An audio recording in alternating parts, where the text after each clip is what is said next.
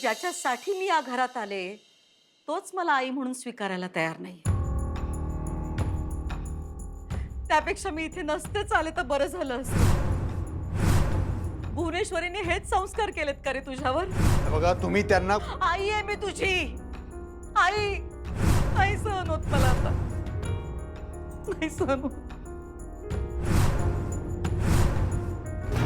आता काय झालंय?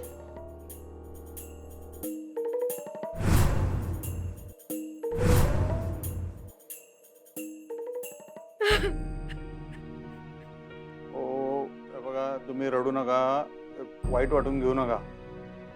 मला समजू शकते तुम्हाला काय वाटत असेल, वाईट वाटत असेल वगैरे, पण तुम्ही बी मला समजून घ्यायचा जरा प्रयत्न करा. तुम्ही असं अचानक उठून आमच्या समोर येणार आणि म्हणणार मला आई म्हणा, मला ते कसं जमणार तुम्ही सांगा बरं.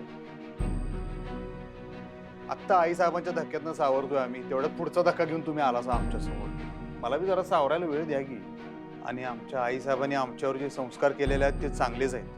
म्हणताना आतापर्यंत तुमच्या संग प्रत्येक शब्द मी चांगलाच बोललेलो आहे. जरी रागात बोललो असलो तरी काय वावगं बोललेलो नाही, वाकडा शब्द बोललेलो नाही, नम्रपणे सांगण्याचा प्रयत्न केलेला आहे. आणि आमच्या आईसाहेब जरी इथं असत्या ना आत्ता, तरी तुम्हाला योग्य तो मान त्यांनी दिलाच असता. मला मान नकोय रे बाबा. मला प्रेम हवंय, माया हवीये, तीच मला मिळत नाहीये. तू माझ्या साध्या सावलीला पण उभं राहत नाहीस, माझ्याकडे बघत सुद्धा नाहीयेस. माझ्या हातचं खात पित नाहीस, माझ्या हातचं पाणी सुद्धा तुला साधं चालत नाही. इतके दिवस झालेत मला या घरात परत येऊन, पण एक दिवस पण मला येऊन भेटला नाहीस तू. आई म्हणून हाक मारणं तर दूरच राहील. काही साध्या गोष्टी मी तुझ्याशी बोलायला आले तर आपल्यात वाद होतो. असं का होतंय रे अधिपती? आई, मी तुम्हाला म्हटलं ना त्यांना थोडासा वेळ द्या. किती वेळ देऊ मला सांग ना अक्षरा, किती वेळ देऊ? आणि अशा काय चुकीच्या अपेक्षा आहेत ग माझ्या? अगदी साधी अपेक्षा आहे ग माझी की ह्याने मला आई म्हणावं, बस एवढीच अपेक्षा आहे.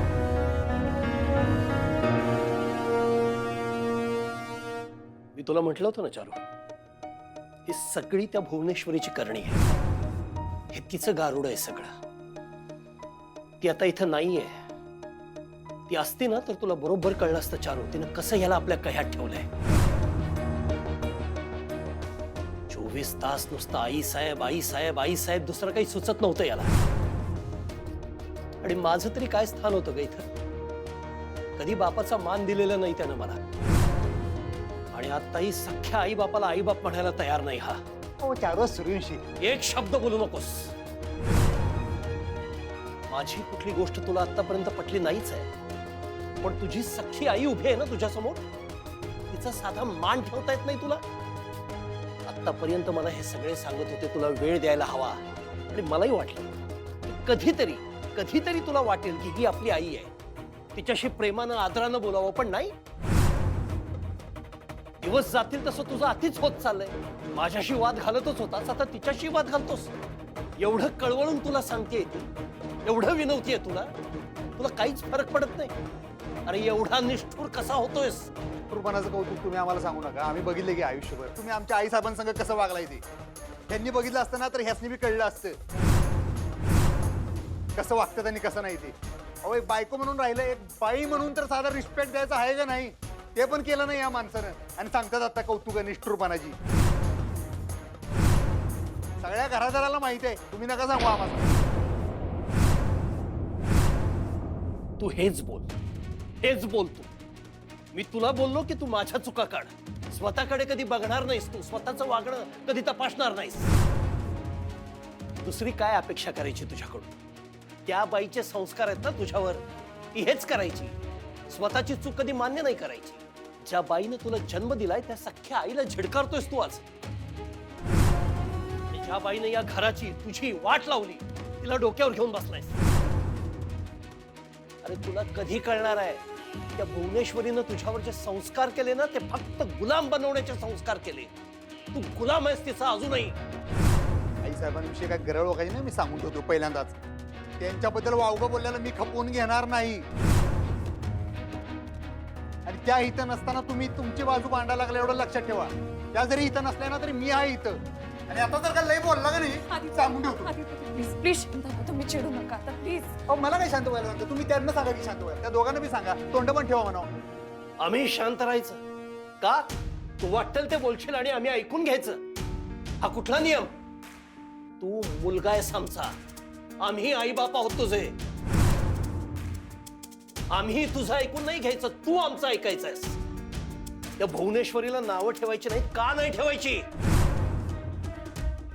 हे दिसतंय ना माझ्या मुलाचं काय करून ठेवलंय तिनं. एखाद्या कळसूत्री बाहुलीसारखी अवस्था झाली आहे तुझी. तिच्या मनाला येईल तसं तिनं नाचवलंय तुला आणि आजही नाचवते. तुम्ही सांगा. ही जी आंधळी भक्ती करतोयस ना तिची, तू भक्त झालायस, तू तिचा आंधळा भक्त, अंध भक्त. हा मग भक्तच आहे मी आमच्या आई साहेबांचा. त्या आमच्या आई आहेत आणि आमच्यासाठी देवच आहेत आणि मी त्यांचा भक्तच आहे. मग काय म्हणणार? कसली देव?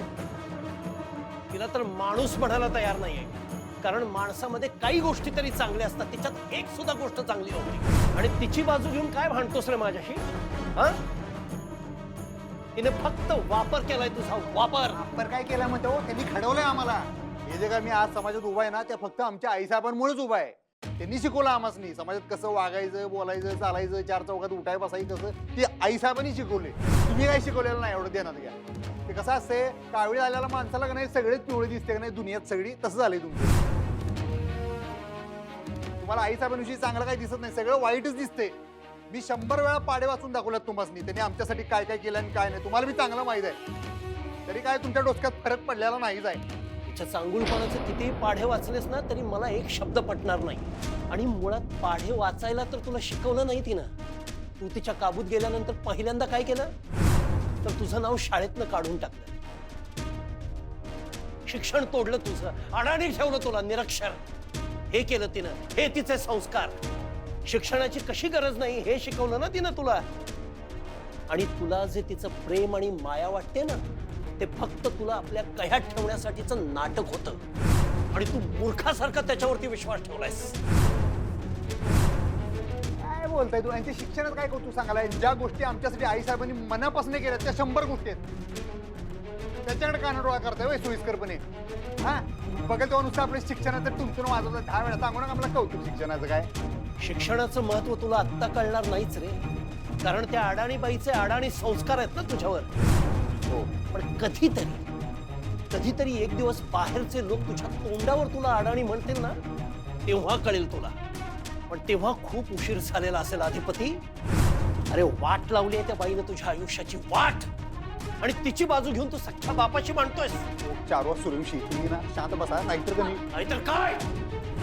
तुझ्या डोळ्यावर जी भुवनेश्वरी नावाची पट्टी आहे ना, ती ओरबाडून काढणार आहे मी आज.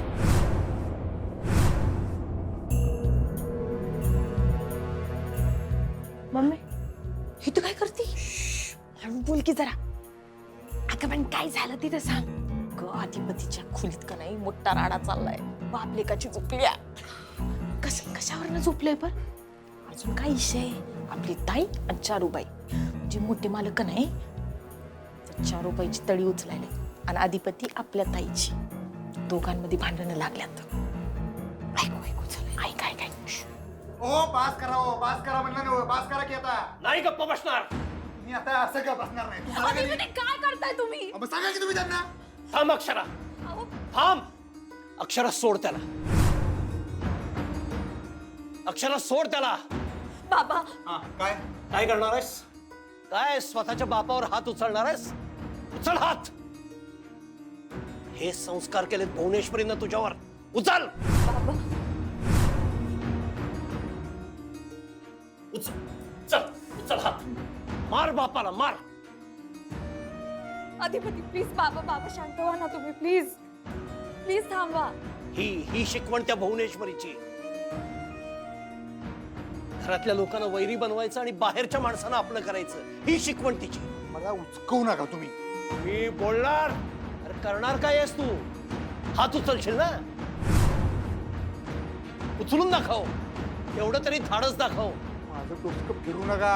आधीच फिरवलंय त्या भुवनेश्वरीनं. काय बाकी आहे डोकं फिरायचं? बाबा बास ना. अधिपती थांब. अहो प्लीज तुम्ही तरी भास करा ना आता.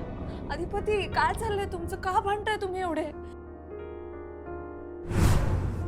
तुम्ही मध्ये पडू नका याच्यात. ह्यांचं लय झालं आता. का बोलतात मग हे सारखं सारखं आईसाहेबांविषयी? मग काय काय करणार आहेस? धावून येणार आहेस माझ्या अंगावर, हात उचलणार आहेस? आणि हे काय पहिल्यांदा नाही करत आहेस तू, त्याच्या आधी अनेक वेळेला केलेस. इतक्या खालच्या पातळीला गेलायस तू. मी गप्प बसायचो कारण मला वाटायचं की याच्यात तुझी चूक नाहीये. तुझ्या नकळत्या वयात ती बाई तुझ्या आयुष्यात आली, कधीतरी तू शहाणा होशील, कधीतरी तुला अक्कल येईल या आशेवर होतो मी. पण नाही, तुझं तुला कळत नाहीच आहे. पण एवढे आम्ही सांगतोय दोघे तरी तुला अक्कल येत नाहीये. पण आता मी सहन करणार नाहीये. तू मुलगा आहेस माझा म्हणून आतापर्यंत ऐकून घेतलं, पण आता नाही. आणि मला आज बघायचंच आहे अधिपती सूर्यवंशी तुझी मजल कुठपर्यंत जाते. अहो तुम्ही थांबा, थांबा तुम्ही. मुद्दाम करलाय का हो? हा? अक्षरात तू यात पडू नको. आज बाप लेकाच्या नात्याचं जे काही व्हायचंय ना ते होऊन जाऊ दे. बघायचंच आहे मला. मी बोलणार भुवनेश्वरीला, मी नाव ठेवणार तिला. हेच हेच केलं तुम्ही आई साहेबांबरोबर, पण हेच केलं तुम्ही. त्यासनी काय तर बोलणार, त्यांचं डोसकं फिरणार, मग त्या तुम्हाला बोलणार, मग त्या वाईट. बा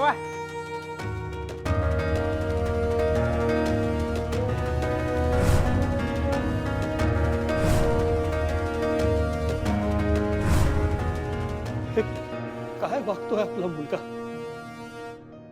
एक माणूस दुसऱ्या माणसाच्या कह्यात इतका जातो, स्वतःचं डोकं, स्वतःची सदसद विवेक बुद्धी काहीच वापरता येत नाही त्याला. बाबा तुम्ही शांत व्हा. बसता का? बसता इथे. हा या या बसा इथे. थांबा. हे घे. पाणी प्या बरं. पाणी प्या.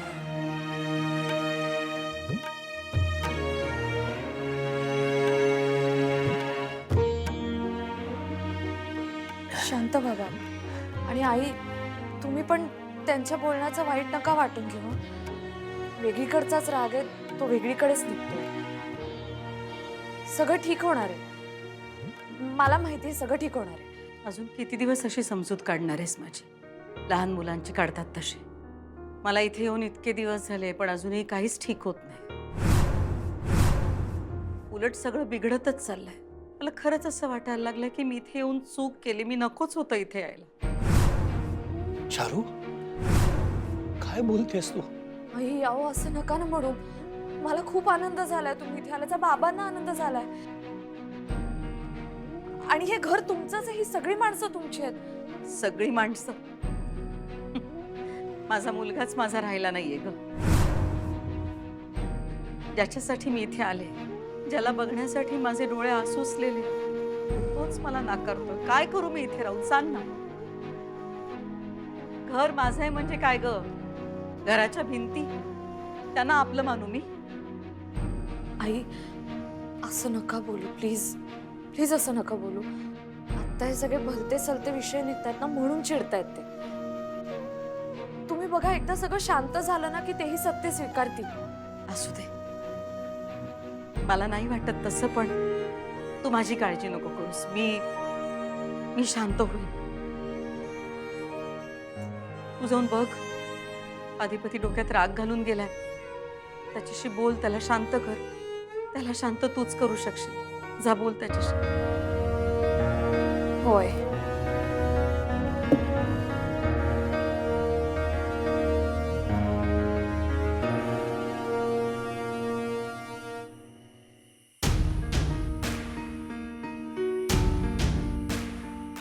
इतकं बोलायला नको होतं तुम्ही त्यांना.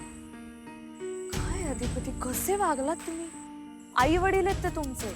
अहो मग मी हेच मला नको असं. तुम्ही कशाला त्यांचं वकीलपत्र घेऊन येतात प्रत्येक वेळी? 1000 वेळा त्यासनी मी सांगितलं. आणि तुम्हाला बी काय माझीच चूक दिसते काय?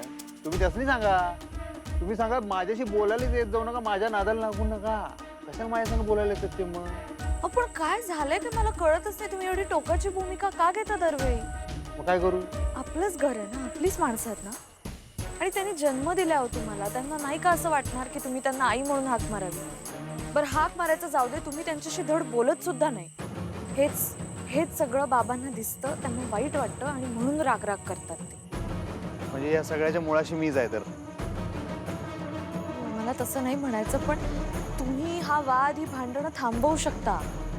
ओ पाच मास्तरीण आहेत. एकतर त्या माझ्या आई नाहीत आणि मला आता हे ऐकून ऐकून मी कटाळा आलाय. जे काय सारखं तुम्ही त्यांची बाजू घेऊन घेऊन माझ्या संग भांडाई येत आहे का नाही, मला वैताग आला. चिटलोय मी. काय झालंय अधिपती?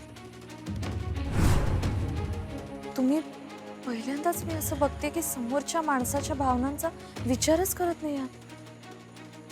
एरवी तर किती समजून घेता सगळ्यांना, सगळ्यांचा विचार करता. काय झालंय तुम्हाला नक्की?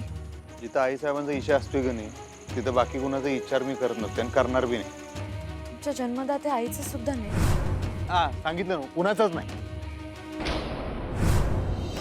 बक्की चंचे, अगं आपण दोघी बी तिकडे नव्हतो. तिकडे असतो का नाही आपण दोघी तर रागीत तेल वतलंच असतं बघ आपण. मम्मी पर तूच म्हणलीस ना मग त्या भानगडीत पडायचं नाही म्हणून. वै ग म्हणलं मी. काय चाललंय? काय चाललंय तुमचं खुसूर पुसूर? आता ऐकलंच ना व काय चाललंय ते? आवाज नाही आला तुला? अगं पण तुम्हाला नसत्या चौकशा कशाला पाहिजेत? गप्प बसा की. वय आम्ही बसतो ग गप्प. पण तू बोल की त्या बाईला काय तर. काय बोलू आणि कुणाला समजावू? काय का आता? अगं त्या चारू बाईला समजाव की. अगं तिचं काय ग सारखं असतंय त्या अधिपतीच्या माग माग माग माग लागती नुसती. नाही तर काय सारखं मला आई म्हण, मला आई म्हण, मला आई म्हण, मला आई म्हण. काय काय लहान पोरामानी माग लागती त्याच्या? मग काय आता तिला काही कळाय ना ग काय? का अधिपतीनं ताईला आई मानलंय म्हणून? फड फड फड करायचं ग. बसाव की मागच्या शिटावर. पुढच्या रांगेत बसायचं हिला. नाही तर काय तीच डोसकं फिरवते आधिपतीचं आणि मग ते चिडतंय, मग जातंय बापाशी भांडणं कराय अंगावर. मम्मी मी तुला सांगते ह्या समजायला ना ती चारूबाईच कारणीभूत आहे. आता तुला सांगू ही चारूबाई का नाही घरात आल्यापासून रोज रोज रोज भांडणं व्हायला. या बाईला ताईच्या नाकाची तर सर आहे का ग? माझा काही कंट्रोलच नाही हिच्यावर. ते जाऊ दे, तू बोल बरं त्या बाईला काय तर.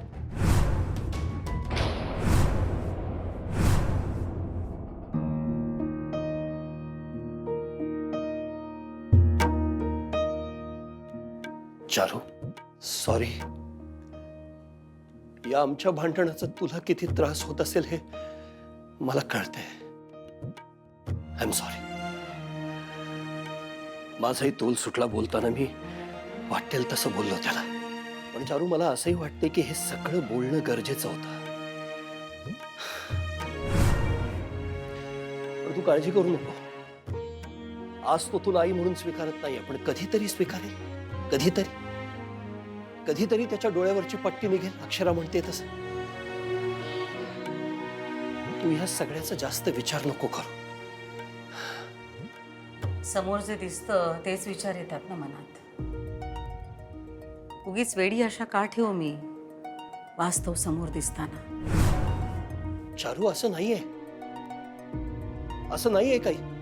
आणि हे बघ चारू, तू पुन्हा असं कधीच बोलू नकोस की तू या घरात येऊन चूक केलीस. चारू तू आल्यामुळे या घराला घर पण आलंय. तू लक्ष्मी आहेस आपल्या घरची. तू मालकीण आहेस. हे घर तुझं आहे. हे घर माझं आहे पण माझा मुलगा मात्र परका झाला. आई म्हणून हाक मारायला सुद्धा तयार नाहीये. या घरातलं सुख ऐश्वर्य कसपटा समान आहे माझ्यासाठी.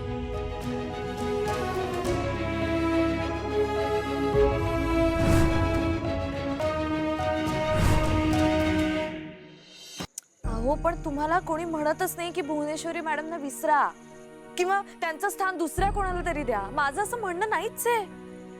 आणि चारुलता मॅडमचं सुद्धा नाही असं म्हणणं. त्यांची फक्त एवढीच इच्छा आहे हो की त्यांनी तुम्हाला जन्म दिलाय तर तेवढं तरी प्रेम तुमच्याकडून मिळावं त्यांना. हो बाजलं. त्या चारुलता मॅडम आल्यापासून तुम्ही काय त्यांचं वकीलपत्र घेतलं काय? बंद करा की विषय. कटाळा आला आता मला. पास करा. ठीक आहे सॉरी चुकलं माझं. आपण नको बोलायला आता याविषयी. पुन्हा कधीतरी. नाही नको. पुन्हा पण नको बोलायच नको आता. बासच करूया या विषय. ठीक आहे सॉरी चुकलं माझं. आपण कधीच नको बोलायला याविषयी. ठीक आहे.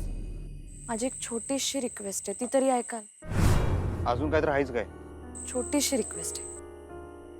तुम्ही त्यांना आई मानत नाही ठीक आहे पण आपल्यापेक्षा वयाने मोठ्या माणसाला आपण दुखावलंय. आणि एका अशा व्यक्तीला दुखावलंय जिला तुमच्याकडून मायेची प्रेमाची अपेक्षा आहे. तुम्हाला असं नाही वाटत की त्यांना जाऊन एकदा सॉरी म्हणावं? कशाला आम्ही कशाला सॉरी म्हणायचं त्यासनी? ठीक आहे, तुम्हाला जर स्वतःला तसं वाटत नसेल तर बायको सांगते म्हणून तरी, माझा हक्क हट्ट म्हणून तरी म्हणाल. हे आता तुम्ही नाही मला पेचात पाडायला लागला, तुम्ही आता हे वाढवा लागले.